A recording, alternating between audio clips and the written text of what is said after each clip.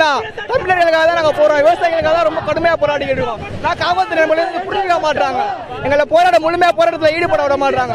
காலைல 8 மணிலேருந்து நாங்கள் இங்கே தான் இருக்கோம். 8 மணிலேருந்து க்ரௌட் வந்து 600 மேலே இருந்துச்சு. ஆனால் போலீஸார் வந்து உள்ள யாரையுமே உள்ள அலோவ் பண்ணலை. அதனால இங்கே இப்போ வந்து ரொம்ப கம்மியாக இருக்கு. மினிமம் பார்த்தா 50 மெம்பர்ஸ் கிட்ட தான் இருக்கும். எங்கள் போராட்டம் வந்து இப்போ தொடக்கம் தான். இதை பார்த்துட்டு மீடியாவில் பார்த்துட்டு எங்கள் நண்பர்கள் உறவினர்கள் எல்லாரும் வந்துகிட்டு இருக்காங்க.